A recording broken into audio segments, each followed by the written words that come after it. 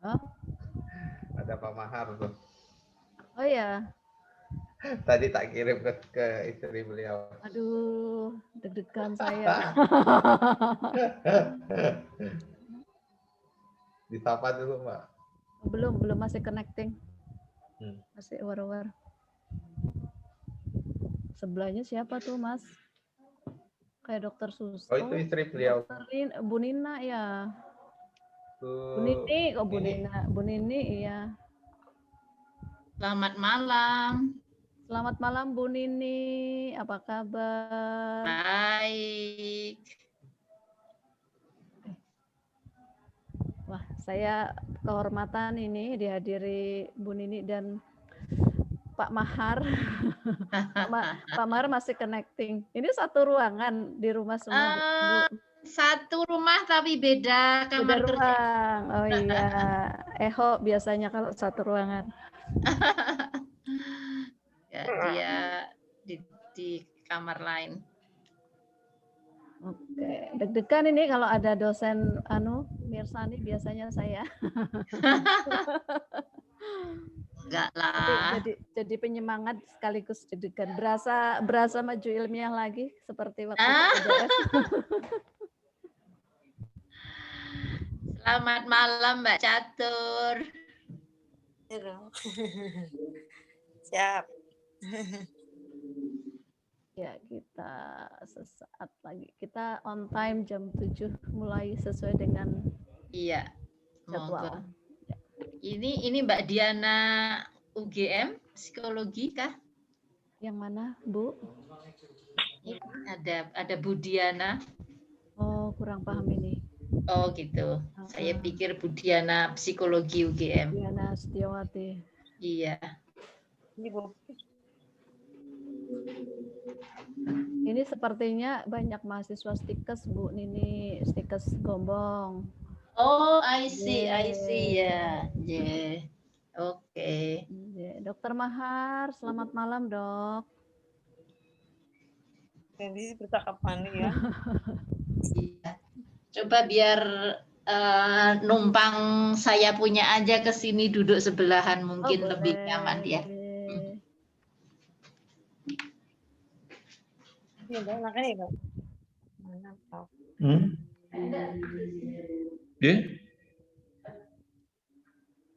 Pak Mahar, selamat malam, Dok. Itu bisa Pak. Bisa Pak. Aplikasinya aja dimatiin pakai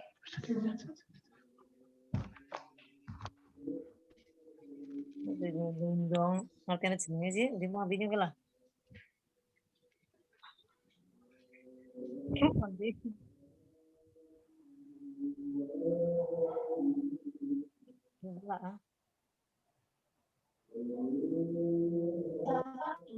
Kusik to. Iki rung iso.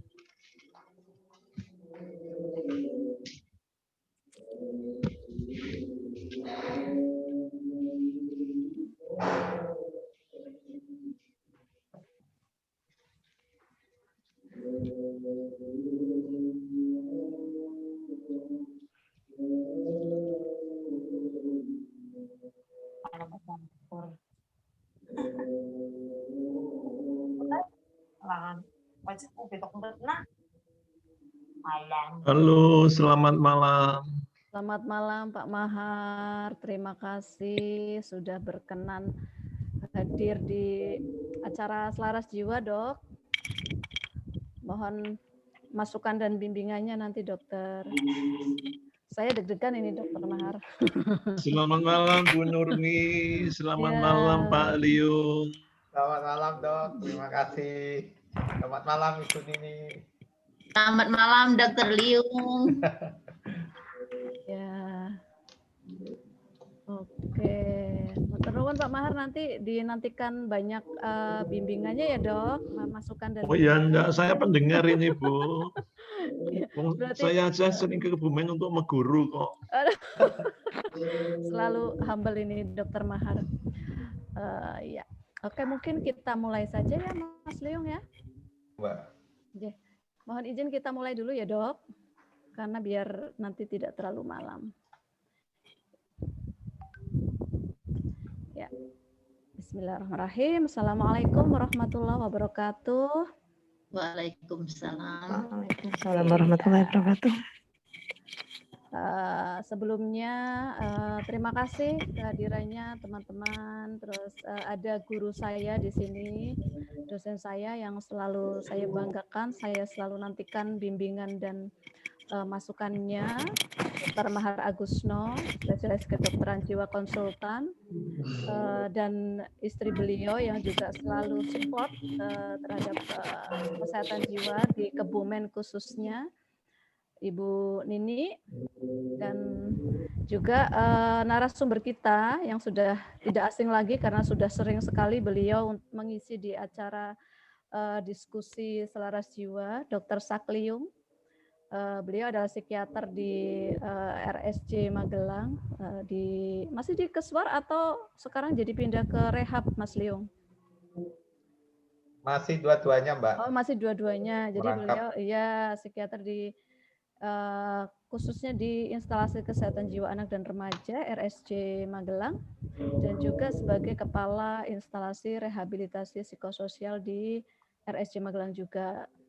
Kemudian di sini juga saya ingin menyapa teman-teman lain. Ini di sini banyak sekali ada teman-teman mahasiswa Stikes Muhammadiyah Gombong, terus pengurus selaras jiwa, dan juga para relawan selaras jiwa, dan banyak lagi yang tidak bisa saya sebutkan satu persatu. Oke, pada malam hari ini setelah 2 bulan ya kita vakum, tidak ada pertemuan Zoom. Malam hari ini mungkin terkait dengan tanggal 24 Mei kemarin kebetulan adalah Hari Skizofrenia Sedunia ya teman-teman. Jadi seperti yang teman-teman tahu gitu, yang sudah dipahami, skizofrenia adalah salah satu gangguan jiwa berat yang cukup banyak prevalensinya ya, dan bagaimana penanganannya supaya pasien-pasien skizofrenia khususnya ini bisa paripurna gitu kan. Paripurna seperti apa ya, mereka mencapai kondisi yang recovery gitu ya, kondisi pemulihan. Jadi kalau dulu orang dengan gangguan jiwa berat atau skizofrenia ini kan paradigmanya masih terapinya, tata laksananya adalah bebas dari gejala. Jadi seperti teman-teman sudah ketahui, skizofrenia itu kan khasnya ada waham, ada halusinasi gitu ya, ada perilaku-perilaku yang aneh dan tidak terkoordinasi, tidak terorganisir. Kemudian dulu paradigmanya adalah terapi di rumah sakit, dikasih obat, gejalanya hilang atau gejalanya menurun, kemudian selesai. Namun kalau sekarang konsep recovery adalah bagaimana teman-teman yang kebetulan mengalami skizofrenia ini adalah supaya mereka pulih dalam artian bisa produktif lagi, bisa mencapai kondisi yang mandiri, bisa mencapai kemampuan optimalnya sehingga bisa kembali berperan, mempunyai fungsi peran di masyarakat, bisa diterima di masyarakat sesuai dengan kemampuan yang dimilikinya. Nah, untuk mencapai kondisi yang seperti ini tentu saja butuh upaya-upaya yang terintegrasi, yang komprehensif. Jadi dari promotif, preventif, kuratif, dan rehabilitatif. Ya, jadi untuk diskusi kita malam ini kita lebih fokus ke pembahasan tentang upaya-upaya rehabilitasi untuk sebagai upaya terintegrasi dalam kesehatan jiwa.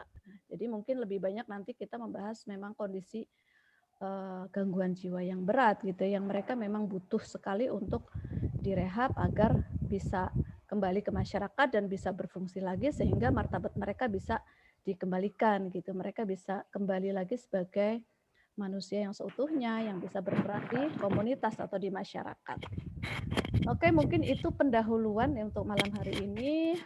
Mudah-mudahan apa yang kita diskusikan bersama malam ini yang akan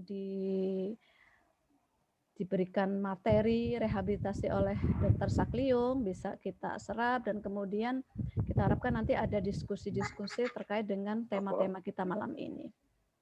Oke, tanpa berpanjang waktu, saya serahkan waktu kepada Dr. Liung untuk memulai materinya ya. Silakan Dr. Liung. Ya, teman-teman, selamat malam, salam sejahtera untuk kita semua. Terima kasih kepada Dr. Nurmi dan juga komunitas Selaras Jiwa yang telah memberikan saya kesempatan pada malam ini untuk berbagi kembali. Dan sangat berbahagia sekali malam ini juga kembali bergabung guru kami terkasih, Dr. Mutrarsi, yang selalu hadir di dalam setiap acara kita, memberikan dukungan, doa. Dan malam ini juga kami kedatangan tamu spesial juga, guru kami yang lain yang terkasih, Dr. Mahar Agusnob sama istri tercinta Ibu Nini yang kiprahnya terhadap bagaimana membentuk kami sebagai psikiater-psikiater yang peduli terhadap kesehatan jiwa masyarakat ini juga sangat luar biasa kami rasakan. Jadi mohon saran masukannya Dok, tambahannya nanti dari materi yang kami bisa sampaikan malam ini. Malam ini bukan baca buku ya Dr. Nurmi, karena kita kedatangan 2 supervisor kita. Dan juga ada Mbak Adina, terima kasih Mbak Adina sudah berkenan, dan seluruh teman-teman yang sudah berkenan hadir. Izinkan kami untuk membagikan paparan kami pada malam ini. Ya, seperti yang disampaikan Dr. Nurmi tadi, ini juga dalam rangka memperingati Hari Kesadaran Sedunia, yang jatuh pada tanggal yang diperingati setiap tanggal 24 Mei. Itu ada Hari Schizophrenia Sedunia. Nah, kami izin share untuk screen. Sudah kelihatan ya, Mbak? Sudah, ya, sudah kelihatan. So ya. Ya, malam ini kami akan memaparkan pemaparan tentang dengan judul yang kami berikan, rehabilitasi integrasi sebagai upaya kesehatan jiwa paripurna, ya.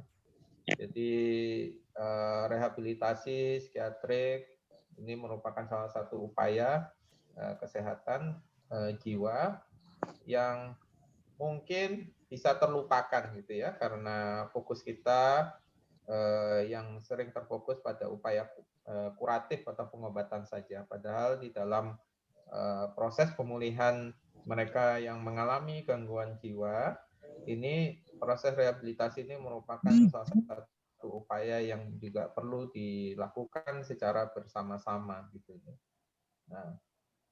Nah, tentunya di situ juga terkandung seperti gambar yang ada di layar Bapak Ibu sekalian, bahwa adanya sebuah usaha untuk menumbuhkan gitu ya wellness, kemudian juga adanya sebuah support dan juga sebuah friendship kita gitu ya, bersama-sama dengan teman-teman kita yang mengalami atau saudara kita yang mengalami gangguan jiwa tadi. Dan juga yang tidak kalah pentingnya adanya hope atau harapan bagi mereka gitu ya. Nah, itulah juga merupakan bagian dari upaya rehabilitasi tadi itu, menumbuhkan harapan untuk teman-teman ini supaya bisa pulih, berfungsi optimal sesuai dengan kemampuan mereka. Ya, jadi tahun ini memang tema untuk Hari Schizophrenia Sedunia ini dengan tema Discover Better Mental Health ya. Jadi mengandung tujuan untuk kita menyebarkan kesadaran tentang schizophrenia, dan sampai saat ini kita terus berjuang untuk menghilangkan mitos dan stigma mengenai gangguan jiwa berat, yaitu berupa psikotik dan juga schizophrenia saat ini. Saya izin menyampaikan sedikit video untuk pemaparan tentang apa itu schizophrenia gitu, untuk kembali mengingatkan kita mengenai schizophrenia itu sendiri.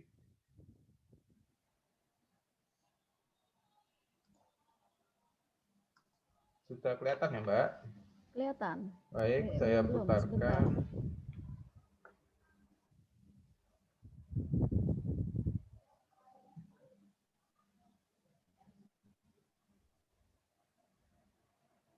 Belum muncul, Mas.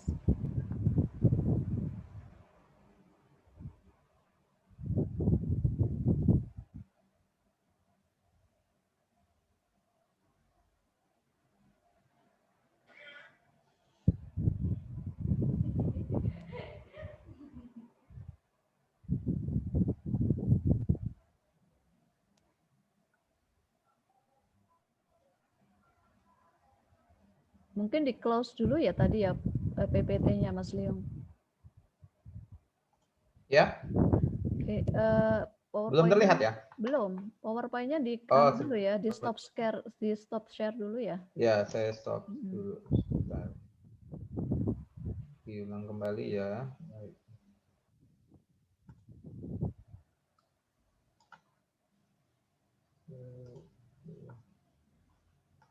Share screen. Ini sudah terlihat, Mbak? Baru mulai. Ya, sudah baru kelihatan ininya dulu apa?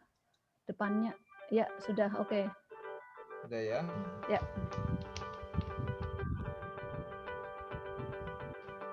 Tahukah Anda, otak yang ada di dalam kepala kita memiliki peran yang sangat penting, yaitu mengatur dan mengkoordinir gerakan, perilaku, dan fungsi tubuh homeostasis seperti detak jantung, tekanan darah, keseimbangan cairan tubuh, dan pemikiran manusia. Namun otak juga berpotensi terkena serangan berbagai macam penyakit, seperti Parkinson, kanker otak, tumor otak, dan salah satu yang tak kalah berbahaya adalah skizofrenia, yaitu gangguan kejiwaan yang berat dan kronis, yang ditandai dengan adanya gangguan dalam pola pikir, persepsi, berbahasa, bertingkah laku atau bersikap, juga dijumpai adanya emosi yang tidak sesuai. Orang skizofrenia seringkali tidak dapat membedakan antara realita dengan imajinasi. Skizofrenia biasanya dimulai pada akhir masa remaja atau saat mulai beranjak dewasa, berkisar 15 tahun sampai 35 tahun. Dan ironisnya, 1 dari 2 orang menderita skizofrenia tidak mendapatkan pengobatan untuk kondisinya. Dan sekitar 10% orang dengan skizofrenia meninggal karena bunuh diri. Sampai saat ini penyebab skizofrenia tidak diketahui secara pasti. Namun ada beberapa faktor yang diduga saling berkontribusi, antara lain faktor genetik, faktor lingkungan seperti kondisi saat kehamilan, trauma dan cedera kepala, kelainan struktur dan bentuk otak. Faktor lain adalah mengkonsumsi narkotika dan obat-obatan terlarang. Penyebab lain skizofrenia yaitu adanya gangguan atau kerusakan pada sistem transmisi penghantar sinyal-sinyal di otak. Seperti apakah gejala yang terjadi pada penderita skizofrenia? Berikut ini 3 kategori gejala pada penderita. Dimulai dari gejala positif, yaitu halusinasi, di mana penderita mendengar, melihat, merasakan hal-hal yang tidak didengar, dilihat, dirasakan oleh orang sehat, lalu berhalusinasi, seperti mendengar atau melihat sesuatu yang sebenarnya tidak ada. Gejala positif kedua adalah delusi, di mana penderita memiliki keyakinan yang sangat kuat akan sesuatu yang tidak nyata dan tidak bisa membedakan antara imajinasi dan kenyataan.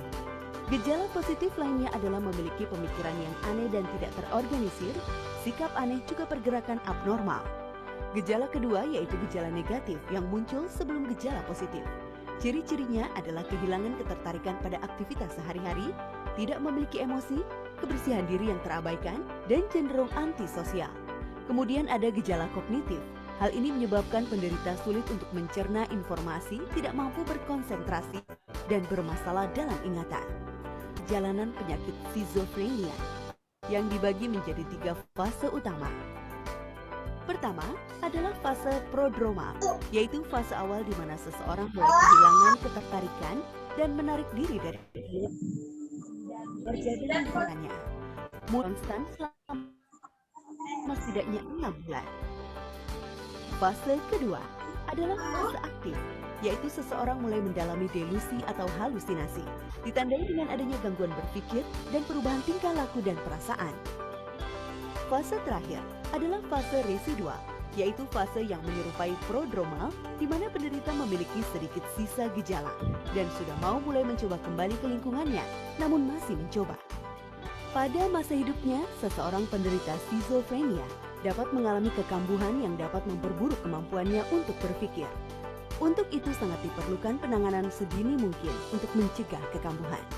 Untuk mengontrol munculnya gejala skizofrenia, dapat dilakukan dengan dua cara, yaitu pendekatan biologis dan rehabilitasi sosial.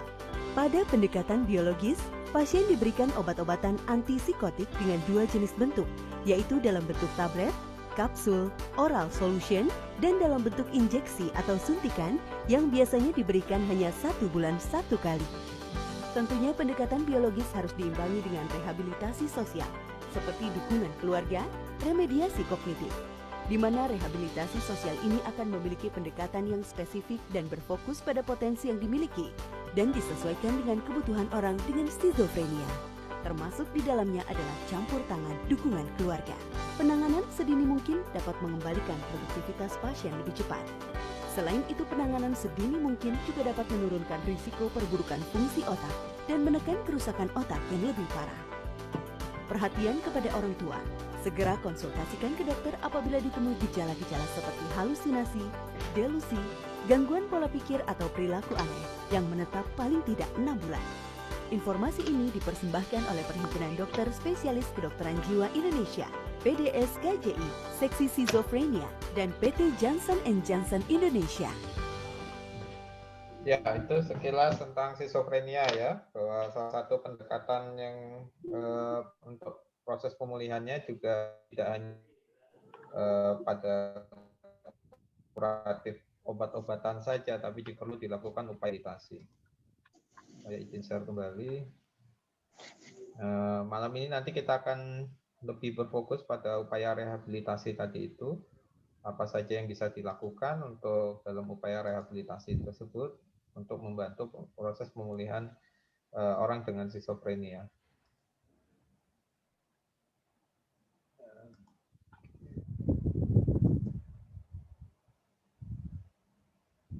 Sudah terlihat lagi, Nje. Ya, oke. Ya, jadi bahwa gangguan jiwa itu terutama sekali adalah gangguan jiwa berat. Yang kita tahu bisa berupa skizofrenia, skizoafektif, bipolar, depresi, dan lain-lainnya. Ini menyebabkan gangguan pada kualitas hidup mereka yang mengalami kondisi gangguan jiwa berat tersebut.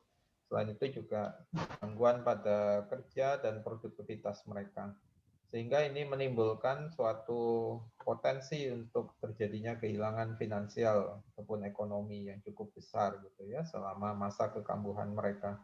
Karena itu diperlukan sebuah upaya kesehatan jiwa untuk membantu teman-teman atau orang dengan gangguan jiwa tersebut.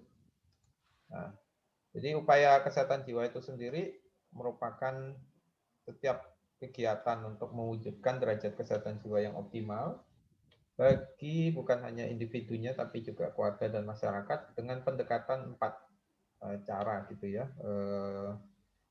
Untuk ini merupakan sebuah proses untuk recovery kesehatan mental itu sendiri yang meliputi promotif, preventif, kuratif, dan rehabilitatif.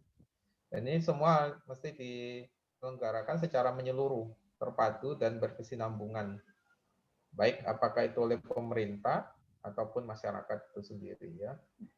Nah, di sini kalau upaya promotif itu misalnya dalam meningkatkan derajat kesehatan jiwa masyarakat seperti yang selalu dilakukan oleh komunitas selaras jiwa ya, seperti malam ini. Kemudian upaya promotif juga kita berusaha menghilangkan stigma dan diskriminasi terhadap orang dengan gangguan jiwa. Kemudian tentunya meningkatkan pemahaman peran serta dan penerimaan masyarakat. Untuk preventif sendiri mencegah timbulnya masalah kejiwaan dengan juga dilakukan deteksi dini seperti itu agar bisa mengurangi faktor risiko, mencegah kambuhnya gangguan jiwa dan juga dampak masalah psikososial. Kalau kuratif sendiri kita sudah tahu bahwa itu berfokus pada penyembuhan atau pemulihan, juga mengurangi penderitaan yang dialami ODGJ, dan juga pengendalian disabilitas dan juga gejala penyakit. Nah, khusus untuk rehabilitatif itu sendiri, mencegah atau mengendalikan disabilitas agar tidak semakin berat. Dan juga memulihkan fungsi sosial, okupasional, gitu, dan juga mempersiapkan, memberi kemampuan ODGJ itu agar bisa mandiri di masyarakat, bisa berfungsi optimal sesuai kemampuan yang mereka miliki. Nah, untuk rehabilitasi psikososial sendiri ini tentunya sebuah proses yang memfasilitasi kesempatan bagi mereka yang mengalami ketidakmampuan, kelemahan, dan keterbatasan akibat gangguan jiwa, sekali lagi untuk mencapai fungsi optimal dan bisa integrasi atau menyatu kembali di komunitas masyarakat. Nah, tentu tujuannya adalah agar fungsi dan peran mereka bisa kembali dalam kegiatan sehari-hari di masyarakat.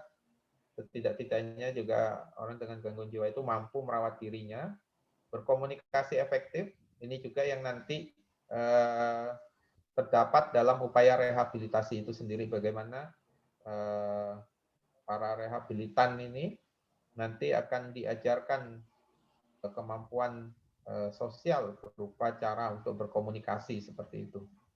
Hal yang sepertinya sederhana, tapi belum tentu bisa dilakukan dengan baik pada mereka yang mengalami gangguan jiwa. Kemudian kemampuan bersosialisasi, menghadapi masalah dan kondisi masing-masing. Di rehabilitasi psikososial itu sendiri, kualitas hidup dari para orang dengan gangguan jiwa tadi itu merupakan kebahagiaan kita bersama, gitu ya. Apabila kualitas hidup mereka bisa meningkat. Nah, ini target terapi ODGJ ini bisa kita bagi menjadi 3 masa, yaitu masa lalu, masa kini, dan masa depan. Di mana tentunya pada masa depan ini kita berfokus pada fungsi dan kualitas hidup yang baik. Jadi bukan hanya fokus pada mengontrol gejalanya saja ataupun mencegah kekambuhan, tapi bagaimana agar fungsi dan kualitas hidup orang dengan gangguan jiwa itu bisa lebih baik. Ya, kemudian layanan rehabilitasi psikososial yang ada di rumah sakit, di sini dalam kurung jiwa, gitu ya. Semestinya juga tidak hanya dilakukan di rumah sakit jiwa saja, tapi semoga nanti juga di rumah sakit Kebumen tempat otonomi juga bisa melaksanakan upaya kesehatan jiwa yang paripurna, yang utuh, gitu ya, tidak meninggalkan upaya kesehatan melalui rehabilitasi tadi. Jadi merupakan suatu kegiatan yang tidak terputus, berjalan bersama antara upaya kuratif dan rehabilitasi sejak hari pertama pasien dirawat inap sampai sudah keluar rumah sakit. Dan juga nantinya bisa setelah keluar dari rumah sakit itu ada layanan aftercare, daycare, dan juga mungkin home visit, gitu ya, untuk berkaitan kondisi yang di rumah atau di lingkungannya. Dan tentunya visi dari layanan rehabilitasi psikososial itu adalah memampukan ODGJ untuk pulih dan hidup normal di komunitas, sehingga misinya bisa mengikut sertakan pasien dan juga pelaku rawat, caregiver-nya dalam proses terapi yang kolaboratif, mengajarkan keterampilan, dan juga menyediakan dukungan untuk pengelolaan penyakit mereka, memahami penyakit yang mereka alami, gitu, gangguan yang mereka alami, fungsi psikososial, dan juga kepuasan individunya. Sehingga kita harapkan ada masa depan yang lebih baik untuk saudara-saudara kita ini. Ini merupakan alur pelayanan rehabilitasi psikososial, bagaimana pasien dirawat jalan dan rawat inap itu jika nanti akan mendapatkan rujukan dari psikiaternya sebagai dokter penanggung jawab pasien untuk ke instalasi rehabilitasi psikososial. Kemudian akan dilakukan seleksi oleh tim. Tim itu terdiri dari psikiater, psikolog, perawat, kemudian bisa melibatkan juga okupasi terapi dan juga pekerja sosial yang ada di tim itu. Kemudian pasien akan masuk dalam jadwal harian dan mengikuti program kegiatan rehab sesuai dengan hasil seleksi tadi dan juga hasil peminatan mereka. Yang nantinya akan diberikan beberapa hal, bisa berupa latihan keterampilan sosial, remediasi kognitif, ya seperti yang disampaikan dalam video tadi itu. Memang masih belum utuh dalam video itu, karena ini hanya salah satu saja bagian dari rehabilitasi, remediasi kognitif itu. Psikoedukasi, kemudian latihan vokasional, spiritual, dan juga bisa art terapi ataupun sport terapi berupa olahraga. Nah, ini program rehabilitasi psikososial yang kita maksudkan integrasi itu adalah bagaimana semua layanan ini bisa diberikan secara utuh kepada pasien. Dan apa itu psikoedukasi, latihan keterampilan sosial, remediasi kognitif, latihan keterampilan hidup, ya, terapi vokasi, okupasi, dukungan hidup, spiritual religi, kemudian juga bisa ada manajemen kasus dan komunitas terapeutik.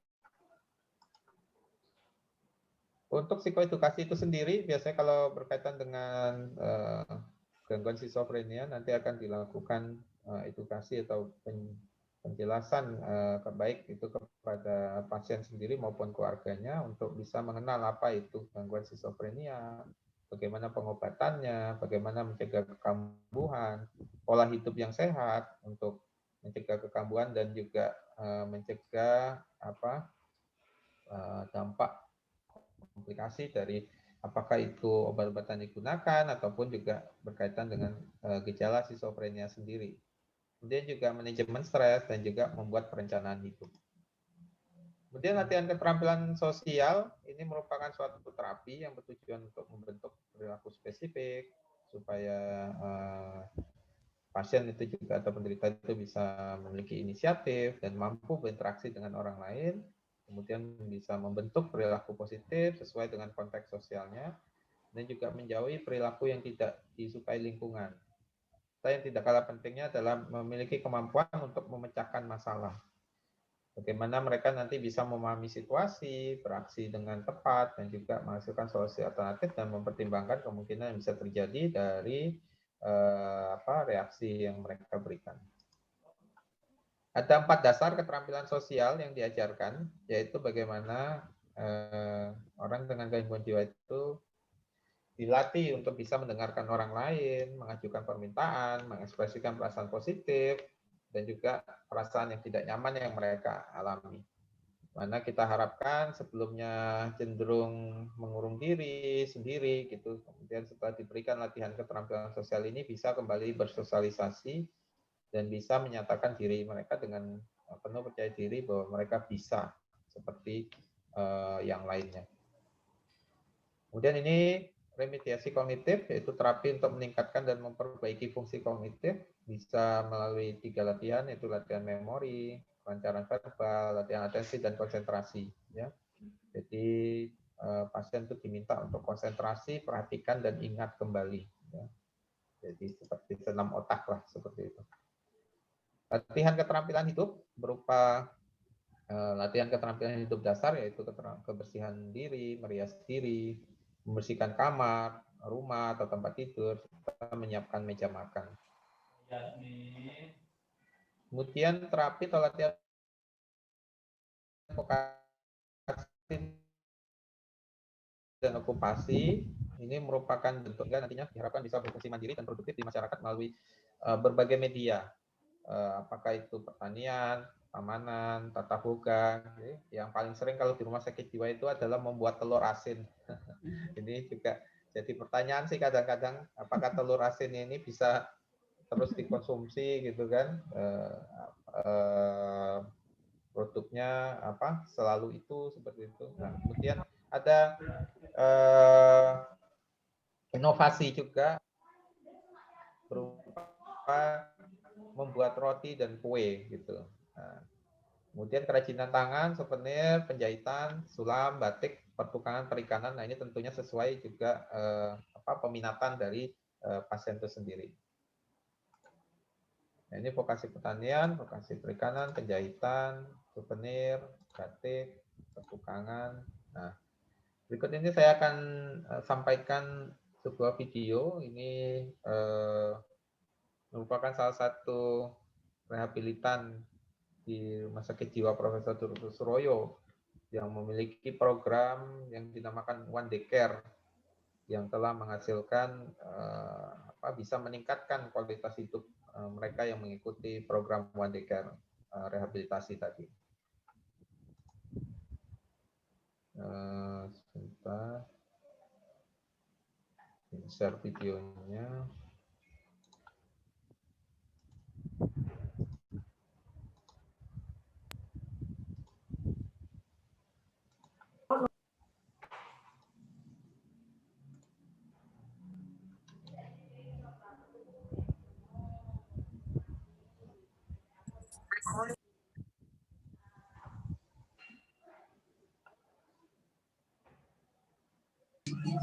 Tak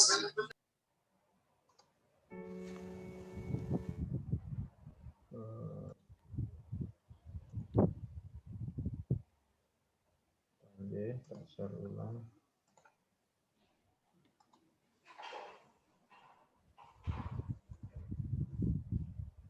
Sudah kelihatan ya, Mbak? Belum, masih ya kelihatan. Sudah mulai muncul.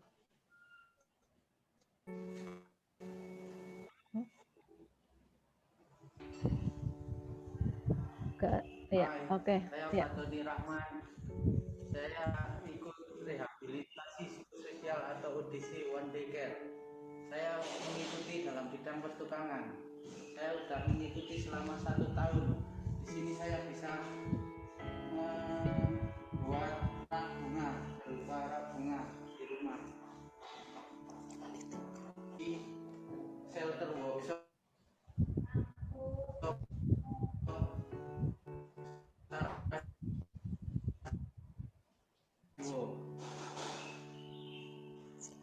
Semoga di sini bisa saya dilihat oleh para Ya, itu ya merupakan salah satu hasil dari mereka yang mengikuti rehabilitasi psikososial dan suatu kebahagiaan kita sendiri gitu yang bagaimana kualitas hidup mereka bisa meningkat, mereka bisa menghasilkan hasil karya gitu ya. Kalau kemarin kan ini ya lagi tren ya Mbak Nurmi, gitu Nurmi, Ya. teman-teman berkaitan tentang tadi ya tanaman hias itu. Iya, Di pertukangan diajarkan untuk membuat itu rak bunganya itu. Ya, baik, sebentar saya izin lanjutkan.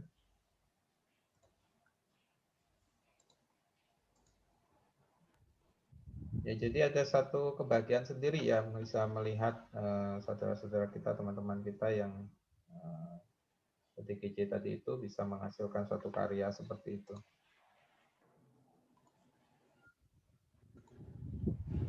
Nah, ini kami undang juga Bapak Ibu untuk bisa follow Instagram dari Rumah Sakit Jiwa Suroyo Magelang. Ya, di sana ada beberapa informasi juga tentang layanan yang ada di Rumah Sakit Jiwa Suroyo Magelang.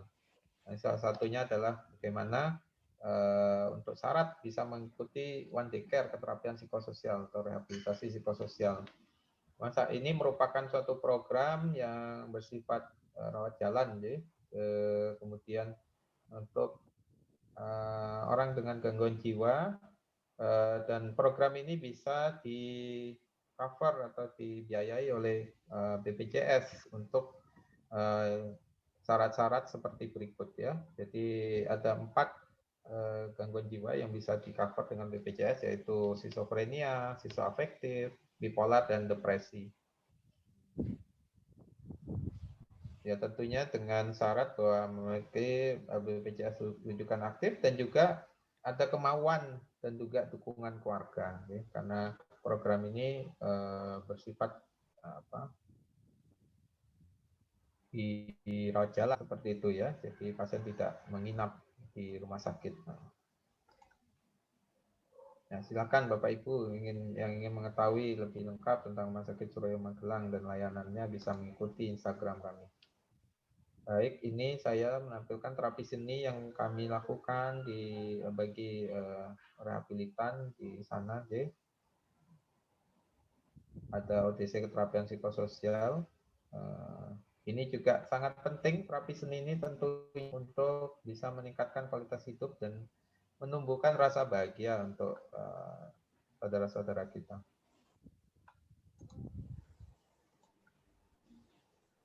Saya share dulu sebentar.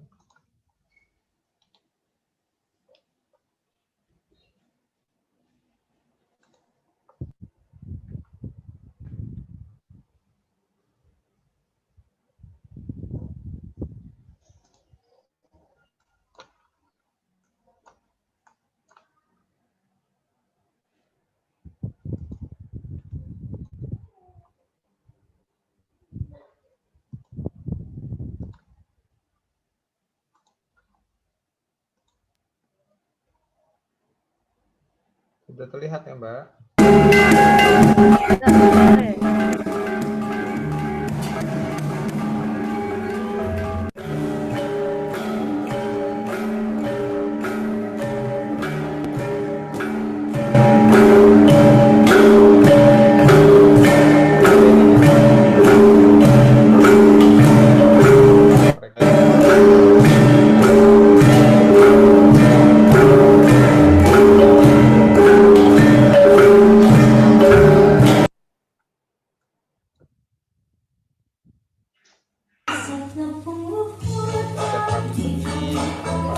Mari.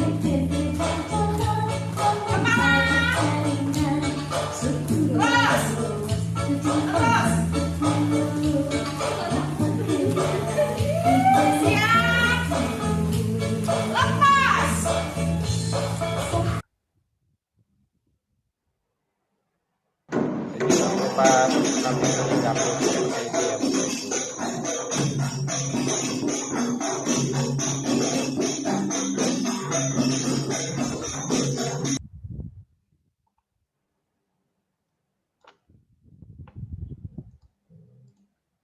Selain itu juga masih ada terapi musik yang lainnya seperti menyanyi bersama seperti itu. Jadi cukup banyak variasi kegiatan yang dilakukan.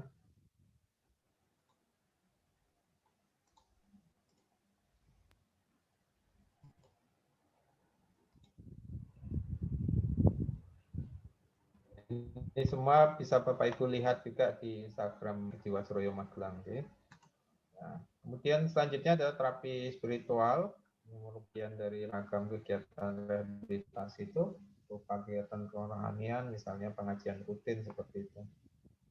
Dan tentunya saat ini karena dalam juga harus mengikuti protokol kesehatan. Jadi ada proses penyesuaian juga untuk upaya rehabilitasi sekarang. Kemudian manajemen kasus di mana model layanan psikiatri di mana seorang case manager mengkoordinasikan memastikan kebutuhan DGJ sehingga dapat terpenuhi secara efektif dan efisien.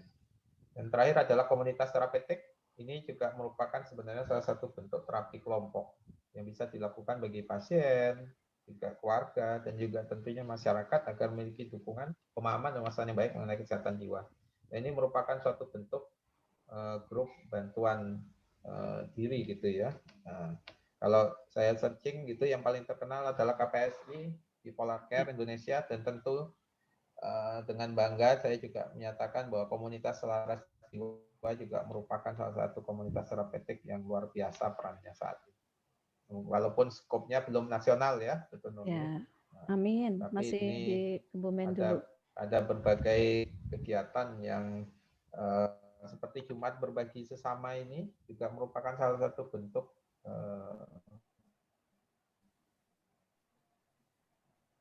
layanan itu yang sangat bermanfaat. Kondisinya juga sangat butuh dukungan seperti itu. Ini slide saya terakhir bahwa jangan pernah putus harapan. Setiap hal itu bisa berubah. Bahwa kemarin DGJ sebagai pribadi yang lemah, tidak berdaya, gitu ya, dan hari ini harus mengalami kesakitan, ibaratkan seperti berpuasa dalam kepompong ini, bahwa mereka juga dan kita tentunya bahwa di masa depan bisa menjadi seekor kupu-kupu yang cantik, gitu ya, yang bisa terbang menggapai impian kita. Ya, karena itu jangan pernah putus harapan dalam upaya untuk memberikan layanan kesehatan jiwa, mengembangkan kesadaran kesehatan jiwa ini untuk saudara-saudara kita.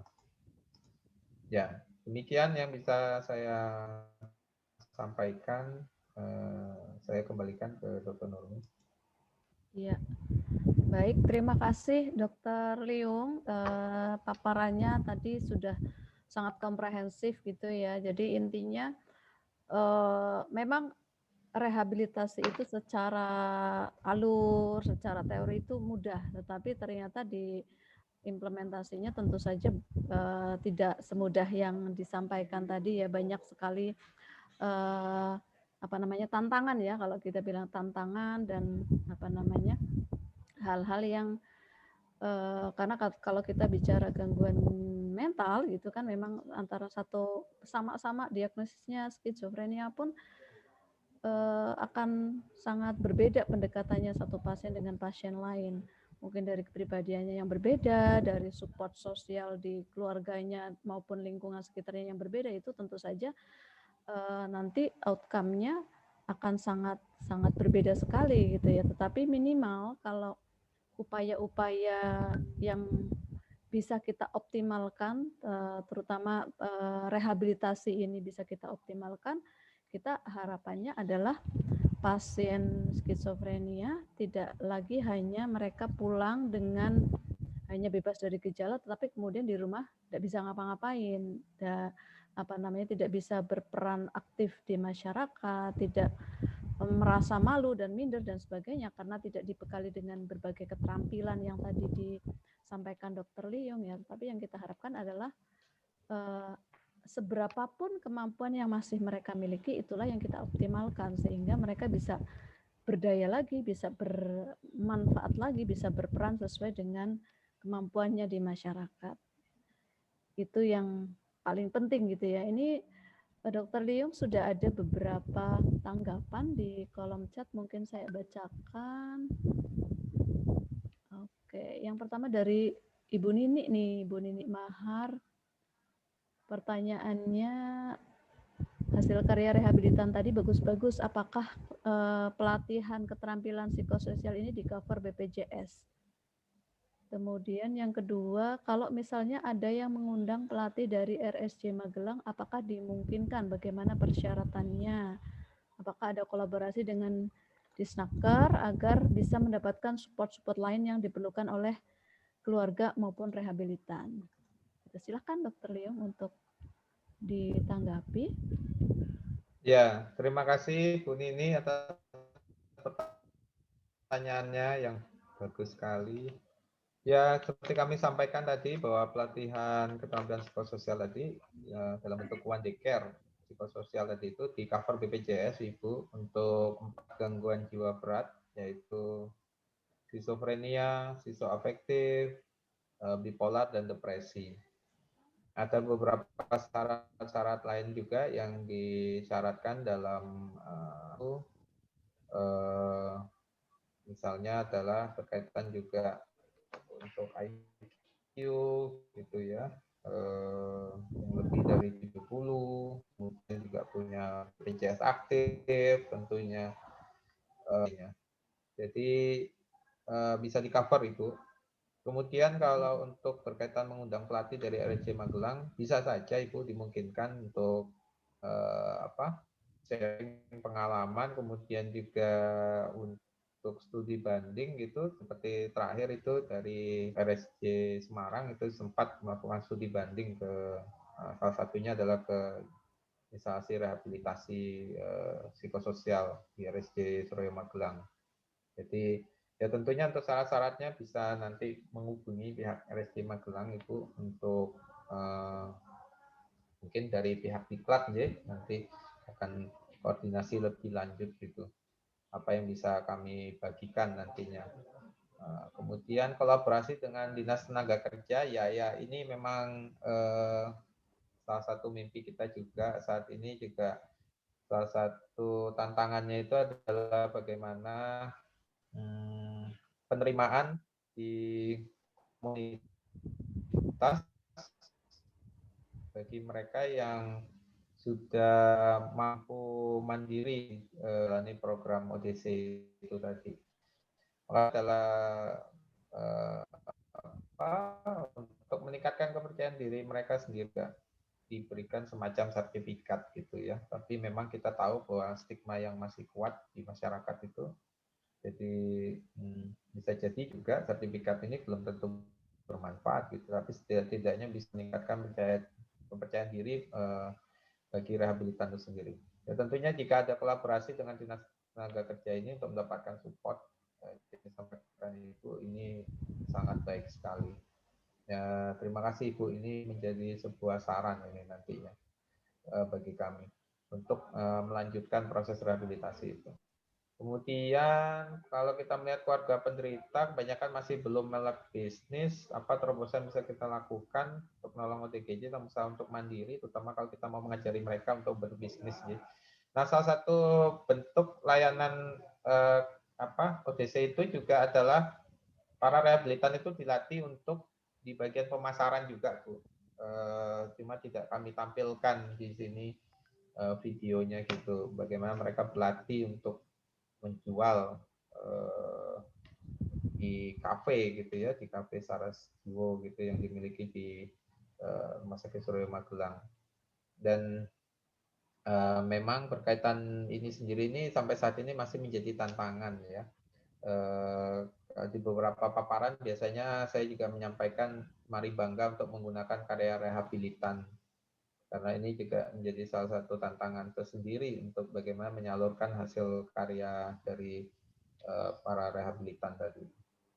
Ya itu Ibu, mudah-mudahan mungkin Bu Nini yang punya banyak pengalaman untuk bisnis ini nanti bisa sharing bagi kami untuk tentunya tidak bisa hanya dari rumah sakit saja, ini diperlukan sekali keterlibatan dari komunitas ataupun masyarakat gitu ya, saling bahu membahu untuk upaya rehabilitasi ini.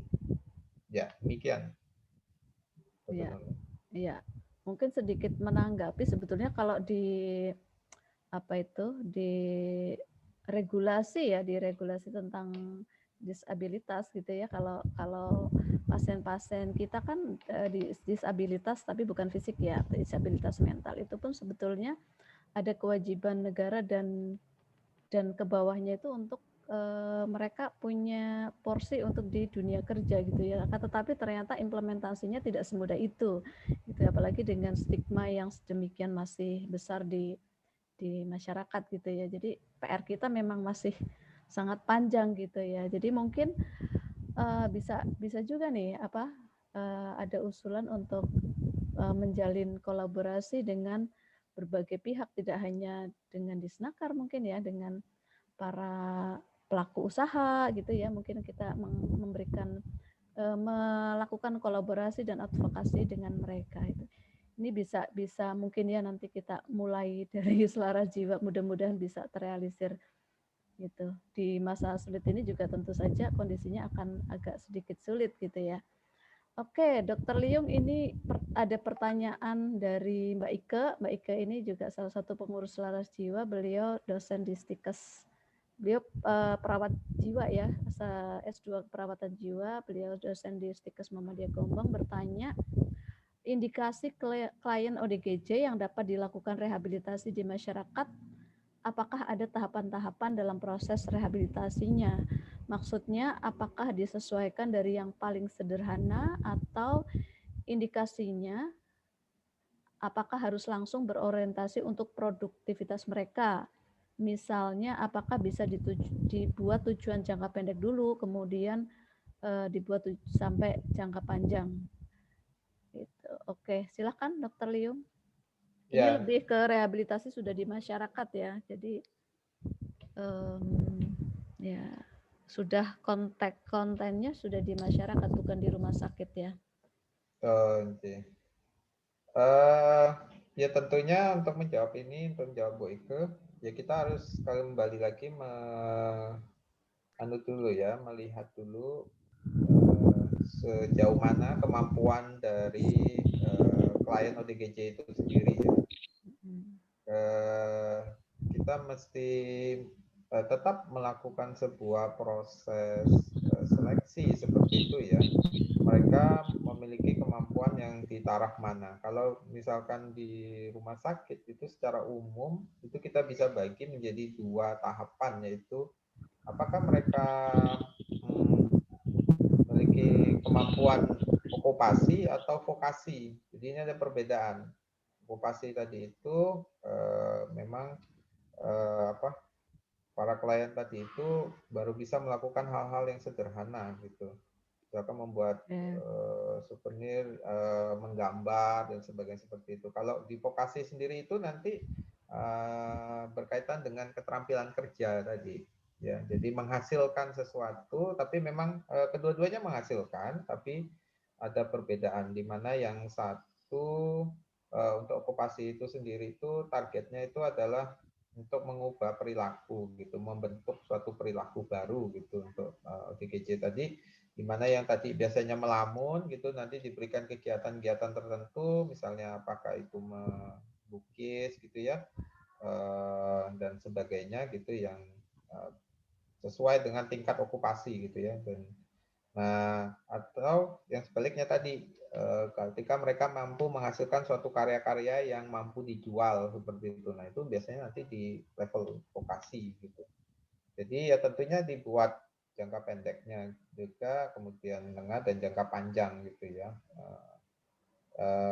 Karena proses rehabilitasi ini bukan suatu proses yang cepat gitu nih, juga berkesinambungan terus-menerus. Kemudian juga kita tahu kondisi ODGJ itu kan bisa kambuh seperti itu, gitu. Ya, jadi bukan sesuatu yang mudah juga gitu. Jadi bukan sesuatu yang kemudian kita pikirkan seperti garis lurus seperti itu ya. Jadi juga bergelombang juga gitu, menyesuaikan kondisinya. Ya, terima kasih, mungkin itu yang bisa saya jawab. Bu Nurmi mau menambahkan? Kalau saya mungkin malah menambahkan pertanyaan ya, Pak Liung ya. Jadi Dokter Liung yang berpengalaman dulu waktu stase RSC juga tidak terlalu detail saya mengikuti kegiatan di rehab ya.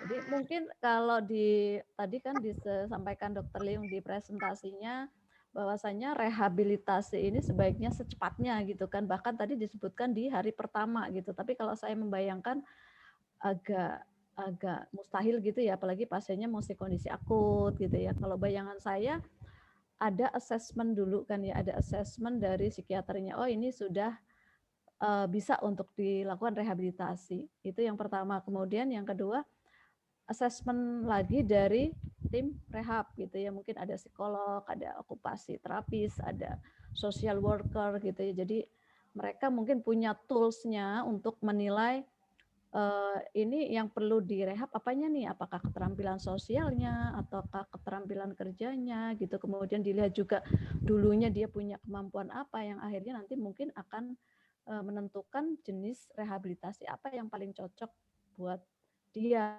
gitu. Mungkin ya Pak Liung ya, saya kalau bayangan saya seperti itu. Apakah seperti itu atau bagaimana? Kemudian sampai kapan dia direhab? Apakah sampai betul-betul menguasai atau kita menyesuaikan? Karena kan kondisi skizofrenia itu ada yang sampai berat sekali, yang sampai benar-benar fungsi kognitifnya sudah sangat turun gitu, sehingga mungkin kemampuannya ya hanya maksimal 50% dari kemampuan dia sebelum sakit gitu, sehingga hanya mampu melakukan pekerjaan sederhana gitu, nggak bisa dipaksakan lagi untuk lebih.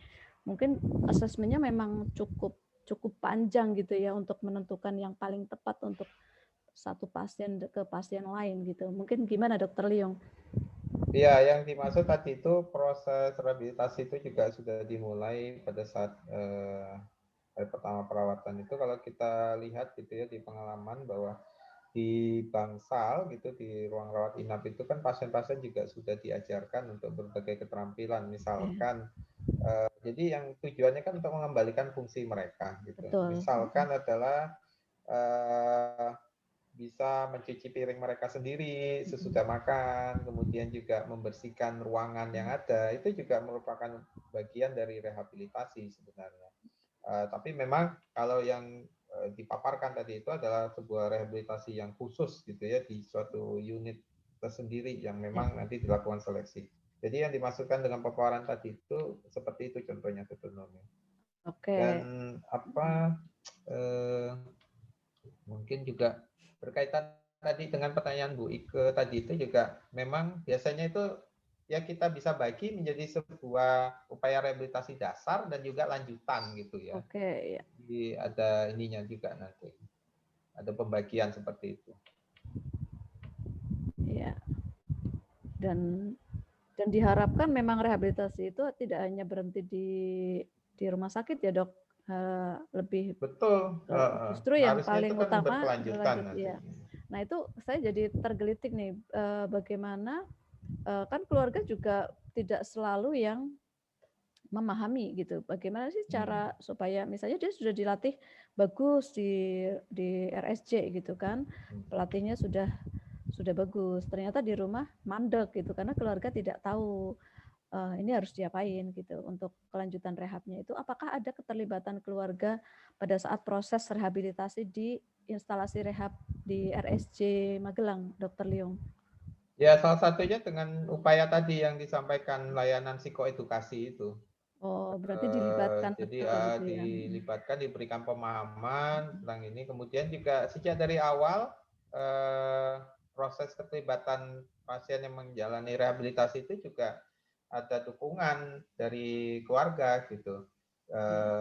Di awal-awal keluarga juga mengantar seperti itu, walaupun juga ada layanan antar jemput juga untuk di beberapa titik gitu. Nah, tentunya ini support keluarga sangat diperlukan. Kemudian iya. juga bisa juga misalnya dilakukan, tapi selama masa pandemi ini belum pernah, jadi family gathering seperti itu. Oh iya. Jadi ya tentunya upaya rehabilitasi itu bukan hanya melibatkan pasien saja, tapi betul. keluarga, kemudian juga masyarakat secara luas. Nah, maka tadi usul dari Bu Nini itu sangat baik gitu, melibatkan dinas tenaga kerja gitu ya. Jadi tentunya kan ada keterbatasan juga upaya rehabilitasi layanan program-program tadi itu di rumah sakit misalnya. Nanti untuk lebih advance lagi untuk TGJ yang memang sudah mampu lebih mandiri itu bisa mungkin nanti di balai latihan kerja gitu. Saya ingat juga di rumah sakit Suharto Herja disalurkan gitu ya, di mereka yang memang ya ada yang menjadi seperti cleaning service seperti itu gitu kan. Jadi memang betul-betul mereka mampu menghasilkan untuk diri mereka sendiri. Ya, oke. Sudah cukup jelas ya. Nanti mungkin kita lanjutkan diskusi tentang rehab ini. Ini kita lanjut ke pertanyaan selanjutnya, Dr. Liung, dari Mbak Susi ini, Mbak Susi ini Rangkai Sari. Terkait prosedur rujukan rehabilitasi ODC, apakah harus melalui Poli Jiwa RSC atau bisa langsung ke layanan one day care-nya? Silakan Dr. Liung untuk ditanggapi. Ya, terima kasih kepada Dr. Susi. Beliau saat ini berkarya di Rumah Sakit Umum Daerah Tidar ya. Selamat dan sukses untuk Dr. Susi. Jadi ini kami tentunya juga membutuhkan dukungan. Jadi layanan-layanan yang ada tadi yang sudah disampaikan itu saat ini juga salah satu kendalanya adalah rehabilitasi yang sejak pandemi ini juga sangat menurun gitu ya. Karena yang biasa mengirim gitu, misalnya dari panti-panti dan sebagainya itu jadi ada terkendala. Untuk prosedur rujukan itu, jadi dimungkinkan, jadi misalnya proses terapi kuratifnya untuk mendapatkan obat-obatannya itu misalnya di Rumah Sakit Tidar. Nanti untuk proses rehabilitasinya itu dirujuk Dr. Susi ke Poli. Nanti di Poli itu tidak akan diberikan obat lagi, tapi memang khusus nanti untuk mengikuti program ODC. Nah, jadi sangat dimungkinkan. Untuk prosedurnya tetap melalui Poli, tapi perbedaannya adalah rujukannya tadi itu bukan rujukan pengobatan, rujukan kuratif, karena kuratifnya kan bisa saja dilakukan di misalnya RSUD Tidar. Gitu. Nanti itu lebih jelasnya kita bisa komunikasi lebih lanjut ya, Dr. Susi untuk ini. Dan ya memang salah satu niat kami juga dalam acara ini adalah ini ya, yang bisa membuka gitu ya, bahwa layanan-layanan itu merupakan hak gitu ya, hak yang mestinya itu didapatkan para pasien tadi itu. Nah, jadi supaya untuk mendapatkan upaya kesehatan jiwa yang paripurna tadi. Nah, mari kita bersama-sama lah memenuhi hak dari saudara-saudara kita yang mengalami gangguan jiwa tadi itu secara utuh. Nah, kami siap berkolaborasi nanti dengan Dr. Susi. Iya, oke. Belum ada lagi nih pertanyaan di chat. Mungkin ada teman-teman yang ingin bertanya langsung juga dipersilahkan.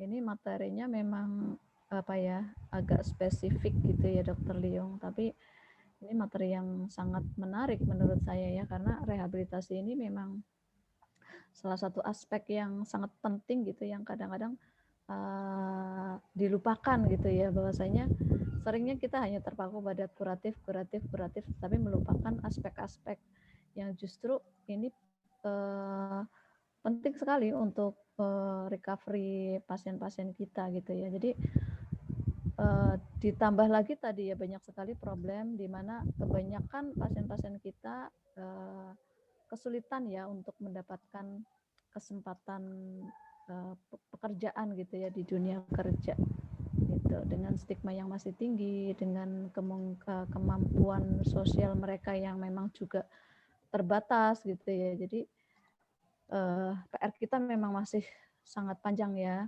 Mudah-mudahan ke depan makin banyak pihak-pihak yang semakin aware dengan problem disabilitas mental ini, sehingga harapan kita bahwa teman-teman yang kebetulan mengalami disabilitas mental ini bisa lagi berperan di masyarakat, bisa produktif lagi, bisa kembali lagi martabatnya sebagai bagian dari masyarakat yang sama gitu porsinya. Mereka punya kesempatan yang sama seperti orang yang tidak disabilitas.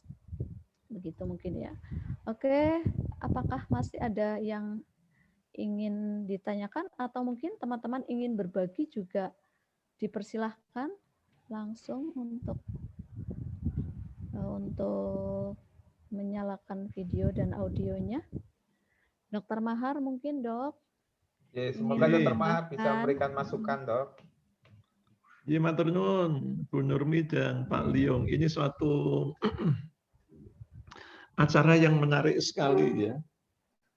Dengan judul rehabilitasi yang intinya adalah mengembalikan fungsi seseorang yang dengan gangguan jiwa untuk bisa kembali lagi ke masyarakat. Nah, saya menggarisbawahi apa yang disampaikan oleh Dr. Liung dan Dr.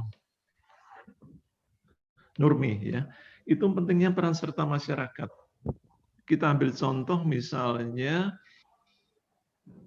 orang dengan gangguan jiwa ini supaya tidak sering kambuh lagi perlu aktivitas, perlu kegiatan. Nah, kegiatan yang paling mudah dan paling bisa dilakukan sebenarnya adalah kegiatan yang dilakukan di sektor non-formal. Ya.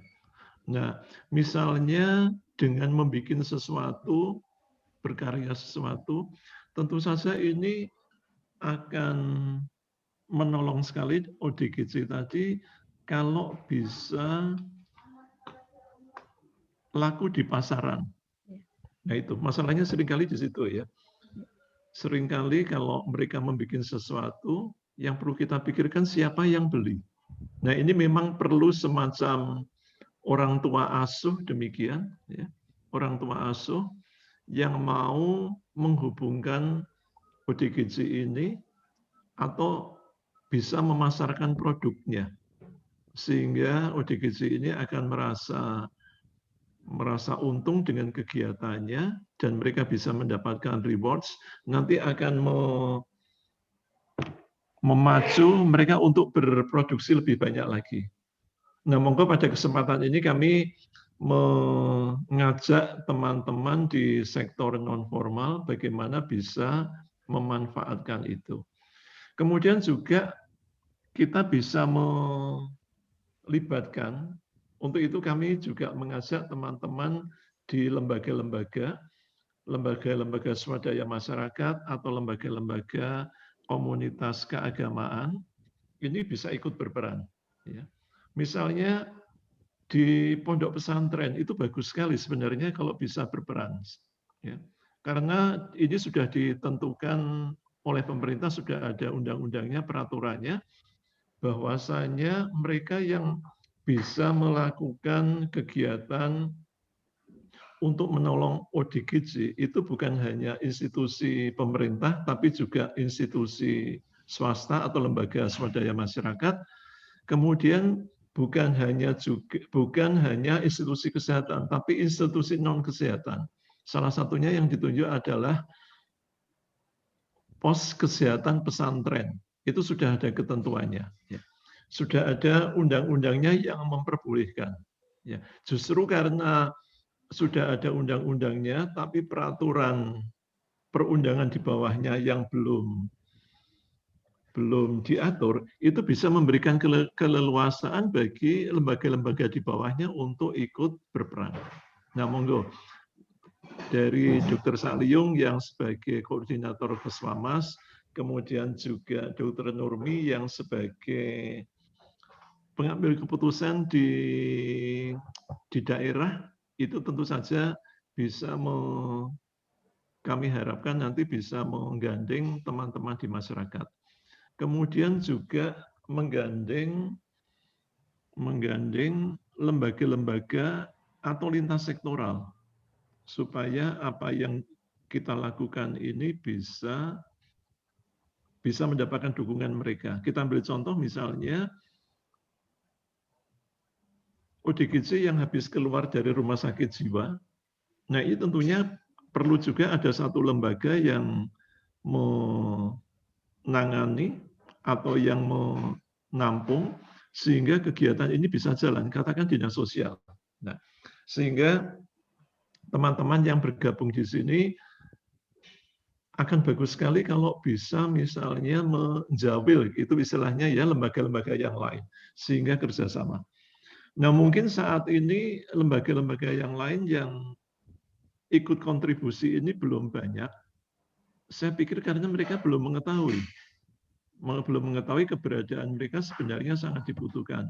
Insya Allah nanti kalau kita sudah bisa menjawil mereka dan mereka menjadi mengetahui, saya yakin mereka akan banyak yang berkenan untuk menangani masalah rehabilitasi ini.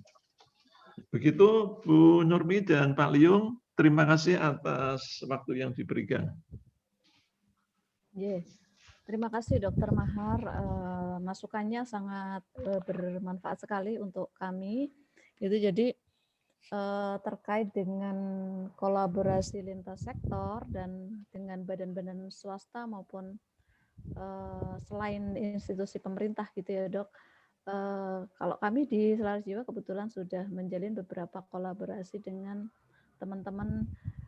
Kebetulan kalau di komunitas Selaras Jiwa itu banyak juga dari teman-teman pengusaha lokal Kebumen gitu ya, yang kita harapkan juga bisa selain berkontribusi untuk yang hal-hal seperti ini. Waktu itu kita juga kepikiran bagaimana apakah mereka bisa istilahnya menampung teman-teman yang sudah stabil untuk ikut latihan kerja di tempat usaha mereka. Ini kita pikirkan sampai ke situ. Namun kondisi pandemi ini kemarin kayaknya kan teman-teman pengusaha juga agak kolaps gitu ya. Jadi ini baru semacam wacana dan mudah-mudahan nanti bisa kita diskusikan kembali untuk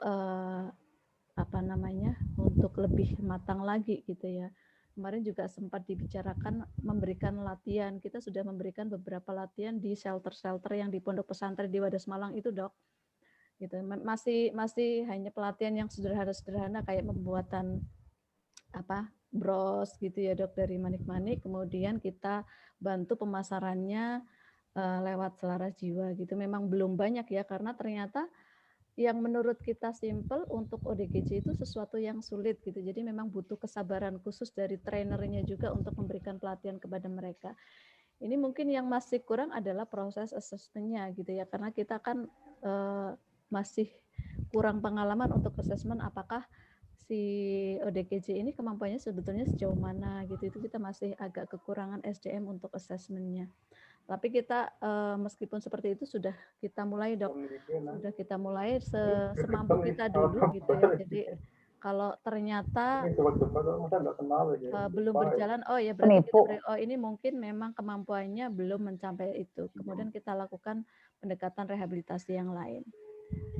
Mungkin seperti itu, Dok. Kalau dengan Dinsos kita juga aktif melakukan kolaborasi. Mereka pun juga menyambut kalau misalnya kita mengisi pelatihan di teman-teman yang pengrajin-pengrajin memberikan pelatihan di rumah singgah, Dok, di rumah singgah Dosa Raso. Oke, mungkin itu Pak Mahar. Terima kasih. Nanti masih dinantikan lagi masukan dan kunjungannya, Dok, ke Kebumen. Iya, Bu. Matur nuwun. Terima kasih Bu Nini juga yang selalu sangat peduli nih dengan problem kesuwa di Kebumen. Terima kasih sekali. Sangat bermanfaat, sangat bermakna buat kami di Kebumen, Dok. Oke, Terima mungkin kasih. iya Bu Nini, terima kasih. Sukses selalu untuk kita semua. Amin, iya Bu, sehat selalu Bu Nini dan Pak Mahar. Oke, teman-teman, mungkin ada yang ingin berbagi lagi atau ada yang ingin ditanyakan, silahkan. Teman-teman nih, teman-teman relawan nih, belum ada yang nanya. Teman-teman mahasiswa Stikers ini juga banyak nih, silahkan loh bertanya nih, mumpung ada ahlinya nih, banyak ahli di sini malam ini. Ini kesempatan langka, silahkan. Mbak Hapsari, saya panggil satu-satu lama-lama ini. Kayak Ini juga alhamdulillah puji Tuhan juga ada beberapa presiden yang bisa hadir juga. Nah, jadi masih muda-muda nih, saya nggak kenal mudah-mudahan ya. acara ini juga membuka wawasan teman-teman presiden gitu ya, bahwa saya selalu ingat yang disampaikan Dr. Mahar bahwa dalam upaya kesehatan jiwa itu jangan hanya fokusnya pada obat dan obat saja. Betul, ya. Betul sekali. Jadi ada mudah-mudahan Mbak Windy menambah wawasan teman-teman semua ini nanti ya, kita sama-sama bersama-sama ini.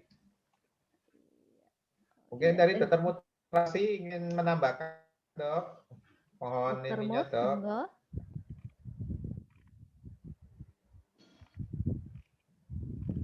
Ada masih Dr. Mut nggih? Masih. Belum ini, masih termute gitu. Oh, masih termute. Bisa dibuka nggak itu? Bentar. Ini juga ada teman kita nih, Dr. Erih nih, psikiater di Purworejo. Oh ya. Ya, Dr. Erih Wilyasari nih malam ini ikut hadir. Terima kasih Mbak Erih. Mbak Windy ya ini ya. Kemudian teman-teman pemegang program jiwa puskesmas, beberapa puskesmas di Gumi juga ikut. Ini ada Mas Parijo. Ada siapa lagi? Ada Dr. Agni, Dr. Riyati. Ada Mbak Agni ya. Ada Dr. Riyati juga. Oh iya. Mbak Ria mungkin mau menambahkan, Ria. Dr. Mut, monggo. Dibuka dulu Mbak Mut mungkin. Iya, saya. Oh iya, sudah. Saya pendengar, saya sudah senang pendengar. Kalau Dr. Mahar kan banyak pengalaman di lapangan ya. Saya senang hanya ingin tatap muka saja. Ya, baik-baik ya. Matur nuwun. Semoga lanjutkan semuanya. Aku ikuti. Assalamualaikum. Waalaikumsalam warahmatullahi wabarakatuh. Iya. Oke, saya mungkin malah ingin tadi tentang one day care, Mas Liung. One day care itu kan konsepnya juga sama ya. Jadi perbedaannya dengan yang rehabilitasi rawat inap itu seperti apa, Mas? Fokusnya di mana ini? Secara garis besar sebenarnya ini Mbak ada kesamaan gitu, tapi nanti perbedaannya itu ada tingkat lanjutan. Kalau memang nanti misalnya mereka mampu kerja tadi vokasi itu, maka nanti sangat menarik seperti kemarin itu membuat roti manis, membuat nastar, membuat, bahkan ada satu peserta itu yang mampu membuat baju hari raya Lebaran kemarin itu sarimbitan Mbak dengan ibunya. Itu sangat membanggakan gitu ya. Jadi ya itu, jadi ada tingkat lanjutan lah seperti itu untuk menghasilkan sesuatu. Ya tentunya kan disesuaikan lagi dengan kemampuannya mereka. Kalau misalnya mereka ternyata hanya mampu di okupasi tadi itu, bisa ya kita upayakan di situ dulu gitu. Jadi ya tentunya ketika melihat mereka bisa menghasilkan sesuatu seperti itu tuh sangat membahagiakan sekali.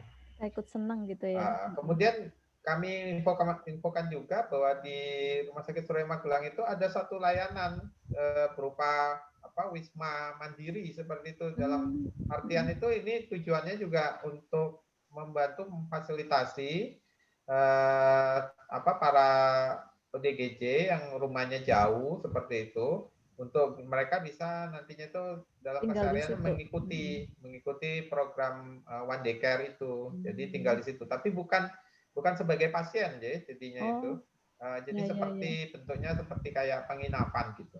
Jadi mereka setiap hari juga dilibatkan untuk kegiatan rehabilitasi karena memang target utamanya itu bukan lagi kaitannya dengan kuratifnya, tapi pengembalian fungsi rehabilitasi tadi itu. Nah, memang sampai saat ini layanan itu belum tercover BPJS, jadi ya itu menjadi salah satu tantangannya juga gitu. Ya, ya, iya.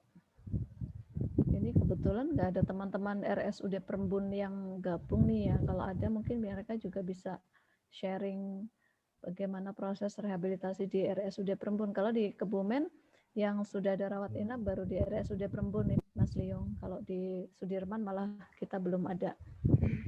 Iya. Dokter Nurmi, boleh saya silakan Bu Nini. Share. Ya. Silakan Bu Nini. Iya.